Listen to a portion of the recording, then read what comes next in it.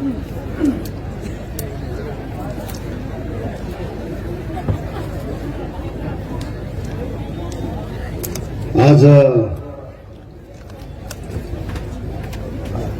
यो मिरिकको खेल मैदानमा बस्नुभएका सभाका सभा शिरोमणि, यस सभालाई सफलीभूत पार्न आउनुभएका सेन्ट्रल कमिटीका जनप्रतिनिधिगण,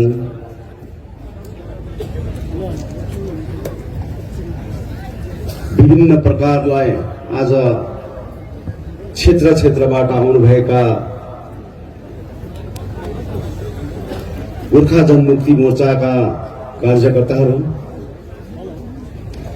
अनि भाइस प्रेसिडेन्ट गोर्खा जनमुक्ति मोर्चा भाइ विशाल आरपी बाइबाज्यू, वर्किङ प्रेसिडेन्ट लोप्साङ लामाज्यू अनि ननिता गौतम मिस रुम्बा, सँगसँगै उहाँका सहयोगीहरू, युवा मोर्चाका जनप्रतिनिधिगण, नारी मोर्चाका प्यारेजबडीका जनप्रतिनिधिगण, खरसाङबाट आएका सब डिभिजनबाट आएका प्रेसिडेन्ट सेक्रेटरी, सम्पूर्ण कार्यकर्ताहरू, दार्जिलिङबाट आएका विभिन्न जनप्रतिनिधिहरू, आज हामीले व्यापक रूपमा यहाँ बोलाउन सकेनौं। केही हदसम्म उहाँलाई निम्तो गरेका थियौं र उहाँहरू आउनुभएका छन्। उहाँलाई पनि मेरो हृदयबाट कोटी कोटी प्रणाम टक्राउन चाहन्छु। तराई क्षेत्रबाट पनि हाम्रा प्रतिनिधिहरू आउनुभएका छन्, उहाँलाई पनि मेरो हृदयबाट नमस्कार छ। 7-8 जना साथीहरूको खाना बोकेर झोलामा बोकेर गएर डेकमा पुर्याएको मलाई याद आयो। त्यो चीजहरू आज विमल गुरुङ र मेरो आमा जन्म दिने आमाका कुराहरू जोडेका कुराहरू छन्। यसुसले गर्दा म यसरी कमान हुँदै हुँदै हावापानी खाँदै खाँदै बात मार्दै मार्दै आउँदाखेरि माया लाग्यो मलाई मिरिकलाई। कति माया लाग्यो, कति माया लाग्यो। रोइरहेका रहेछन् मिरिक त, यति साह्रो रोइरहेका रहेछन्, यति साह्रो रोइरहेका रहेछन्। यता पनि तहस नहस, उता पनि तहस नहस। कति मिठो त्यो कलकलाउँदो त्यो झिल, कति स्वादिलो त्यो झिल, कति मिठो झिल। टुरिस्टहरू आज बोटमा चढेर लह लह लह घुमिरहेका दिनहरू आज मलाई याद आयो। यही सम्झना गरेर मैले आउने दिनहरूमा मिरिकको वातावरण एकदमै राम्रो बनाऊ है भन्ने विचारधारामा 25-26 करोड रुपियाँ खर्च गरेर मैले मिरिकको टोटल झिललाई आज स्वादिलो बनाएर साफ सुधार गरेर आज त्यहाँको जुन प्रकारको एउटा गार्बेज लाइनहरू छन्, जो हरेक नराम्रो कुराहरू छन्, नराम्रो विषयहरू छन्, यो सबै कुरोहरू चाहिँ म आउटलेट गरेर बनाएर चाहिँ बाहिर मिरिकको जति पनि अशुद्ध कुराहरू छन्, हानिकारक गर्ने कुराहरू छन्, यो सबै कुरो चाहिँ म बाहिर पठाएर मिरिकलाई साफ सुधार बनाएको हुन्छु भन्ने कुरा राखेका थिए। त्यो काम तीव्र प्रकारले चलेका थिए, मिठो प्रकारले चलेका थिए। तर मिरिक जस्तो म आउँदाखेरि त्यहाँनिर थर्मोकोलको गिलासहरू भेटे, लछरम्बै प्रकारको पहिलो पानीको अवस्था देखे, जो चाहिँ हिजोको दिनमा हरियो स्वादिलो मिठो, त्यसलाई उठाएर खाऊ खाऊ लाग्दो यस्तो स्वादिलो मिरिकको झिल थिए। त्यो झिललाई हेर्नका लागि देश विदेशबाट टुरिस्टहरू आएर अवलोकन गर्ने काम गरेका हुन्थे। तर बिचारा मिरिक रोइरहेका रहेछन्, बिचारा मिरिक रोइरहेका रहेछन्। आँसु पुस्ने कोही पनि आजसम्म यहाँ आएको छैन रहेछन् भन्ने कुरा रुमाल त गोजीभरि बोकेका छन् तर आँसु पुछेका कोही पनि छैन रहेछन् भनेपछि रुमाल त छ उसको गोजीमा तर मिरिकको आँसु कसले पुछिदिने। हेर त मिरिक रोइरहेका छन्, तहस नहस भइरहेका छन्। यो सबैभन्दा नराम्रो कुरो चाहिँ आज यो कुरोले मलाई छोएका छन् दाजुभाइ दिदीबहिनी हो। पोलिटिकल वातावरणमा आफ्नो आफ्नो बाटो हुन्छ, आफ्नो आफ्नो गोरेटो हुन्छ, तर आज त्यो मिरिकको झिल मैले बनाएको होइन, सुभाष घिसिङले बनाएको होइन, अरू लिडरले बनाएको होइन, यो कयौं वर्ष अगाडि कसैले बनाएको त्यो झिल हो। यहाँको एउटा कल्पना गरेर बनाएको झिल हो। यसले हजारौं हजारौं मिरिकको दाजुभाइ दिदी बहिनीको आज रोजगारको बाटो बोकेर हिँडेका हुन्छन्, तर आज बनाइदिएको चिज पनि आज स्याहार सुसार गरेर खान चाहेनन्। आज 25-26 करोड रुपियाँ खर्च गरेर विमल गुरुङले मिरिक झिलको आज यति सुन्दरीकरण गर्नलाई पैसा दिएका थिए। आजसम्म त्यो काम किन कम्प्लिट भएन म क्वेसन गर्न चाहन्छु, क्वेसन गर्न चाहन्छु। आज त्यो काम आजसम्म 3.5 वर्ष मलाई यहाँबाट खेद्यौ नि त। म पनि आज तिमीले आज चियरको राजनीति गर्दाखेरि मैले पनि लु हेरौँ त के गर्दै रहेछ भन्दाखेरि आज मिरिकको अवस्था जीर्ण भन्दा जीर्ण अवस्था भएको देख्दाखेरि यो त हुँदैन, यो त हुँदैन। अब यो चिज चाहिँ खोज्न पर्छ, सोध्न पर्छ भन्ने कुरोमा आज म अब लागि परेका हुन्छु दाजुभाइ दिदीबहिनी हो। नगरेका कुरा होइनन् मिरिकलाई नमुनाको रूपमा जसले पनि शासन प्रणाली चलाएर आएको छ। तपाईले मिरिकको प्राङ्गणमा एउटा पनि कुरा देखाएर आज प्रमाण गरोस्। विमल गुरुङले मिरिकको आज जुन प्रकारको कलेजको अवस्था थिए, कलेजको अवस्था थिए, मेरो गरिब दुखी मेरो आमा बाबाको छोरा छोरीहरू आज शिक्षा अध्ययन गर्न आउँछन् कलेजमा। खाई नखाई मेरो आमा बाबाले 2 पात 1 सिलो टिपिल ऋण पान गरेर पनि मेरो छोराछोरीलाई कलेज पढाउन पठाएका हुन्छन्। अनि मेरो छोराछोरी मिरिक कलेजमा आएर शिक्षा अध्ययन गर्न खोज्दाखेरि एउटा भित्ता टालेको देख्दाखेरि, भत्केको देख्दाखेरि साह्रै नमिठो कुराहरू त्यो कुराहरूले आज बिजाउँछन् भन्ने कुराहरूमा मैले त्यो चिजलाई अध्ययन गरेर मिरिक आज कलेजलाई बनाउनमा सक्षम भयो। आज तपाईले हेर्नुहोस् मिरिकको प्राङ्गणमा यति मिठो कलेज सजेका छन्। मिरिक आज मिरिकको एजुकेसन दृष्टिकोणमा आज कलेज बनाउनुको सबैभन्दा मेन आज विषय आज गोर्खा जनमुक्ति मोर्चाको शासन प्रणाली जब हामीले चलाएर गयौं तब हामीले यो भिजन राख्यौं कि हाम्रो छोराछोरीको भविष्य आज सही प्रकारले अगाडि बढाएको हुनुपर्छ भन्ने राख्यौं। र यस्तै प्रकारले यो राईधापको प्रोजेक्ट आजसम्म आज कम्प्लिट भएको छैन। करोडौं रुपियाँ आज मैले मिरिकको झिलको लागि पैसा दियौं हामीले, तर आजसम्म राईधापको प्रोजेक्ट आज सक्सेस भएका छैनन्। अनि आज ठुल्ठुला कुरा हाँक्छन्, ठुल्ठुला कुरा भन्छन् मेरो बाबुआमा हो।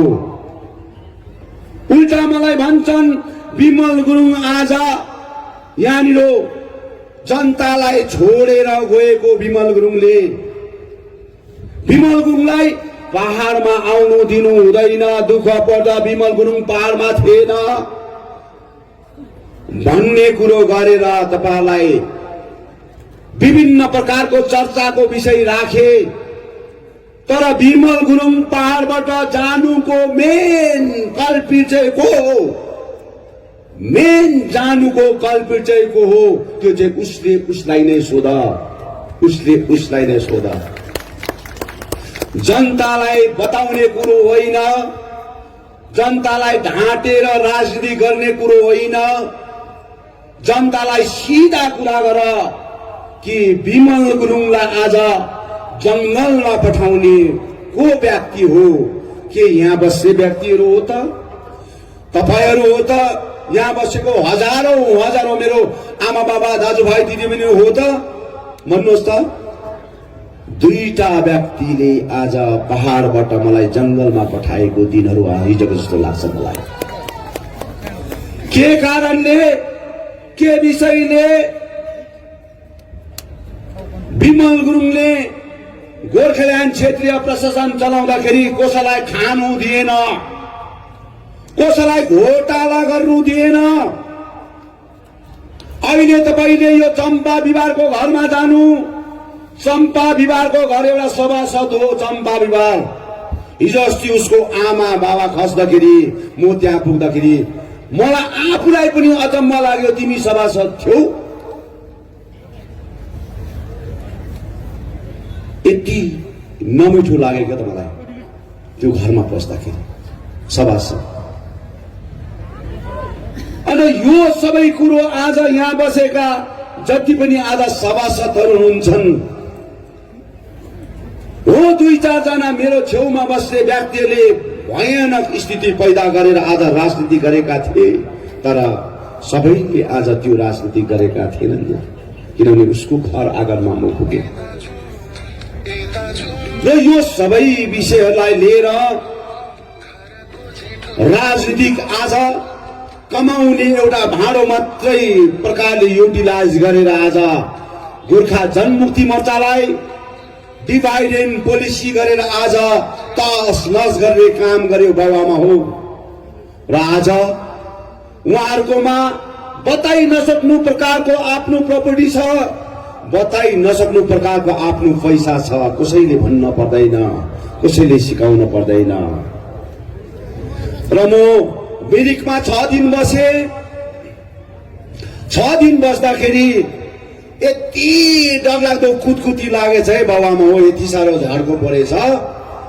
मैले 3.5 वर्षमा मेरो आमालाई भेट्न पाइन, मेरो बाउलाई भेट्न पाइन, मेरो बाजेलाई भेट्न पाइन, मेरो काकालाई भेट्न पाइन, मेरो मामालाई, माइजूलाई, फुपूलाई मैले भेट्न पाइन। र मैले अहिले घर घरमा गएर, क्षेत्र क्षेत्रमा गएर मेरो आमा बाबालाई, बाजे बोजूलाई, मेरो त आमा अब यो संसारमा छैन, मेरो बाबा त संसारमा छ, तर मेरो बाबा आमा सम्झेर मेरो आमा बाबालाई कम से कम एउटा दबाई किन्ने भए पनि मैले केही रात दिन पर्छ, किनभने यो अन्तिम चीजहरू हो। मेरो आमालाई आज पनि यहाँ धेरै आउनु भएका छन्, यहाँ मेरो आमा बाबाहरू धेरै आउनु भएका छन्। मैले बोलाएको छु उहाँलाई, आउनुहोस् है, तपाईको छोरा आउँदैछु, तपाईको अभिभावक आउँदैछु, तपाईको घर दैलोमा आउँदैछु। अनि म आएको विषयहरूमा चाहिँ कम से कम भोलि बिहान पर्सि बिहान कम से कम 15-20 दिन चाहिँ तपाईले बिस्कुट खाँदाखेरि, कम से कम 1 केजी दूध किनेर खाँदाखेरि, खैनी बेडी नै खाँदाखेरि, विभिन्न प्रकारको दबाई मुलो खाँदाखेरि पनि कसैलाई रुझाउनु नपरोस्, कसैलाई माग्न नपरोस्। मेरो छोराले दिएर आज मलाई यहाँ दिएको छ, म यही आज खर्च गरेर म दबाई खान्छु भन्ने हेतुमा आज मेरो बाउ आमालाई मैले केही रकम दिन्छु भनेर मैले यहाँ बोलाएको छु। यस्तो कुरोहरूमा पनि आज माथि खरसाङमा 1000 मार्दैछ विमल गुरुङले। 1000 मारेर आज अर्काको स्वाभिमान किन्दैछन् भन्ने कुरा गरे। भाइ, तिमीले 3 वर्षमा यो बुढाबुढीलाई फर्केर हेरेको त? आफू त सिन्ट्याक्स भर्नुलाई हत्तु भइसक्यो, आफूलाई सिन्ट्याक्स भर्नुको लागि आतुर भइसक्यो। बुढाबुढी काना अन्धा लुला लङ्गडा जसकोमा चाहिँ आय सोच छैन। मैले अलिकति उहाँलाई केही सहयोगको रूपमा दिँदाखेरि तिमीलाई तिमी चाहिँ किन अतालिएको भाइ? किन अतालिएको? मेरो बाउलाई दिए, मेरो काकालाई दिए, मेरो मामालाई दिए, फुपूलाई दिए, आज बाजे बोजूलाई दिए।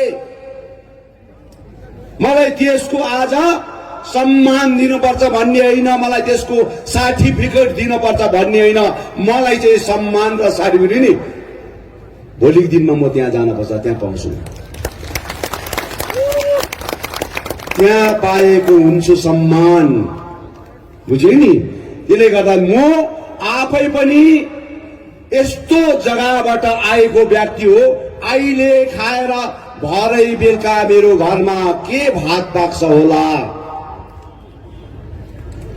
भोलि बिहान मेरो घरको चुलामा के पाक्छ होला, यस्तो जिन्दगी जिएर पाएको म त,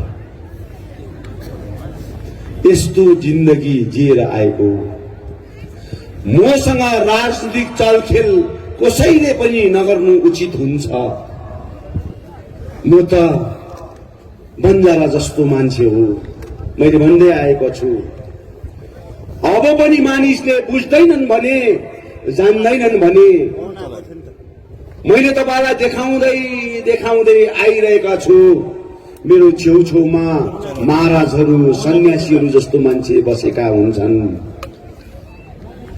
त्यो महाराजको भन्ने कुरा पनि गर्नुहुन्छन्, त्यो सन्यासीको हो भन्ने कुरा पनि गर्नुहुन्छन्। तर मैले तपाईलाई त्यो एउटा देखाउन चाहेको, बताउन चाहेको। अब उपरान्त तपाईले मैले गरेको कर्मलाई, मैले गरेको विषयलाई तपाईले आज सही प्रकारले नजरअन्दाज गर्न सकेन भने अब मैले मेरो रूप अब केही पनि हुँदैन, लास्टमा सन्यासी हुनुपर्छ भन्ने रूप देखाइदिएको छु। यो याद गर्नुपर्छ। किनभने मान्छे यो धरतीमा जन्मेपछि नाङ्गै आएको बाबुआमा हो। आमाको गर्भबाट 10 महिना आज गर्भमा बसेर जब यो धरतीमा पैदा भयो, यो पैदा भएको आज नाङ्गै आएको छ, नाङ्गै जान पर्छ बाबुआमा हो। लोगेर कसैले धन दौलत लायो, लोगेर जान सक्दैन। कमाएको बिल्डिङ आयो, विभिन्न प्रकारको कुराहरू आज लोगेर जान सक्दैनन्, तर लान सक्छन् भने चाहिँ यति मात्र हो। आफ्नो अन्तिम यात्रामा त्यो यात्राको पछाडि लस्करै लागेका मलामीहरू हुन्छन्। त्यो मलामीले चाहिँ आज राम्रो कुराहरू गर्दै गएको चाहिँ मेरो नाता नातिले सुन्न पाओस्, देख्न पाओस्। मलाई यति मात्र एउटा मैले गर्न चाहेको छु बाबुआमा हो। मलाई आज ठुला ठुला कुराहरू दिनुपर्छ भन्ने कुरा होइन, मलाई ठुल्ठुलो उपाधि दिनुपर्छ भन्ने बात। नेपालको नागरिकताबाट गएको भने म नेपालको नागरिकताबाट गए भनेर भन, हामी केही पनि भन्दैनौँ। इन्डियाको नागरिकताबाट गएको भने इन्डियाको नागरिकताबाट गएको भनेर भन। यति साह्रो ढाँटेर चाहिँ आज जातिलाई नै आज दोषारोपण लाउने काम चाहिँ नगर न प्लिज। हामी यति मात्र सोध्न चाहेको, यति मात्रै। अब यो सोध्दाखेरि पनि तिमी मान्दैनौ भने, यो खोज्दाखेरि पनि तिमी मान्दैनौ भने,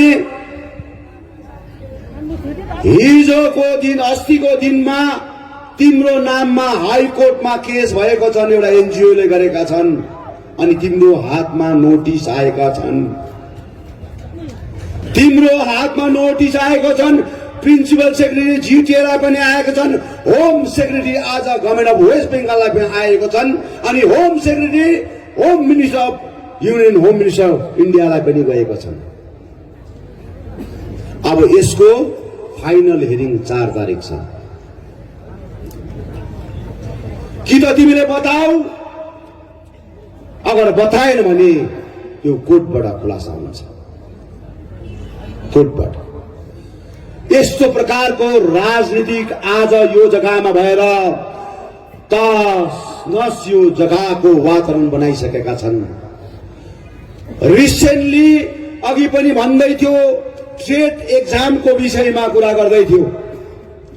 यहाँ पनि मेरो भाइ बहिनीहरू, हाम्रो पार्टीको भाइ बहिनीले धेरै संख्यामा ट्रेडको एक्जाम दिएका छन्। 17,000 भन्दा अधिक मेरो भाइ बहिनीले ट्रेडको एक्जाम दिएको छन्। किनभने आज कामको लागि आज मानिस, आज हाम्रो छोराछोरी आज तडपिरहेका छन्। काम नपाएर आज मेरो छोराछोरीहरू तडपिरहेका छन्। त्यसले गर्दाखेरि आज ट्रेड एक्जाम 17,000 भन्दा ज्यादा बसेका छन्। यो 17,000 ट्रेड एक्जाम बसाएको छन्। तर 17,000 ट्रेड एक्जाम बस्दाखेरि आज अस्तिको दिन 15 तारिकको दिन हाम्रो गएको सोमबारको दिन हाम्रो खरसाङको आँगनमा मिटिङ हुँदाखेरि त्यही दिन नै 1:30 बजी चाहिँ हाम्रो डेलिगेसन चाहिँ एजुकेसन मिनिस्टर पार्थ चौधरीसँग आज हाम्रो वार्तालाप भइरहेका थिए। यसरी वार्तालाप भइरहँदाखेरि उहाँहरू हाम्रो डेलिगेसनहरूले उहाँलाई सोधेका थिए कि हिजोको दिनमा ट्रेड एक्जाम भएको के गभर्मेन्ट अफ वेस्ट बेंगालले अनुमति दिएको हो त भन्ने कुरोहरू सोधेका थिए। अनि यो सोध्दाखेरि उहाँहरूले हाम्रो ट्रेड एक्जाम चाहिँ जनवरी 31 तारिक भइसक्यो। जनवरी 31 तारिक भइसक्यो। यो भएको ट्रेड एक्जाम चाहिँ हामीलाई थाहा छैन, हामीलाई पत्तै छैन। आज एजुकेसन सेक्रेटरीलाई पत्ता छैन, आज मिनिस्टर अफ एजुकेसनलाई पनि गभर्मेन्ट अफ वेस्ट बेंगालमा पत्ता छैन। र यो यसको जसले गरेको छ उले पैसा दिन्छ, हामी पैसा दिन चाहँदैनौँ सक्दैनौँ भनेर उहाँले खुली आम भन्थ्यो। र नानी हो जसले पनि ट्रेड एक्जाम गर्नुभएका छन्, मैले बार बार भनिरहेको छु, तपाईले आरटीआई गरेर सोध्नुहोस् न।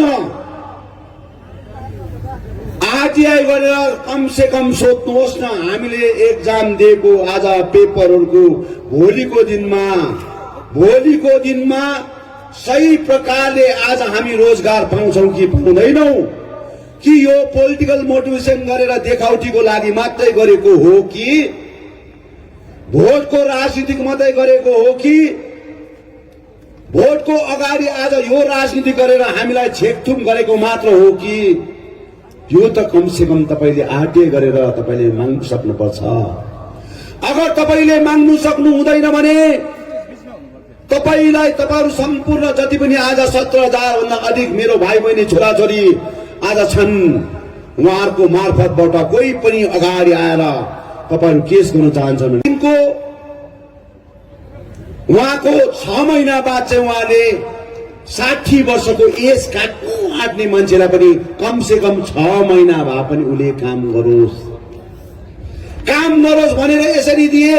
कोही त मैले काम दिनु बित्तिकै 15 दिनमा मरेका पनि छन्। यसरी मैले दिए 630 जनालाई।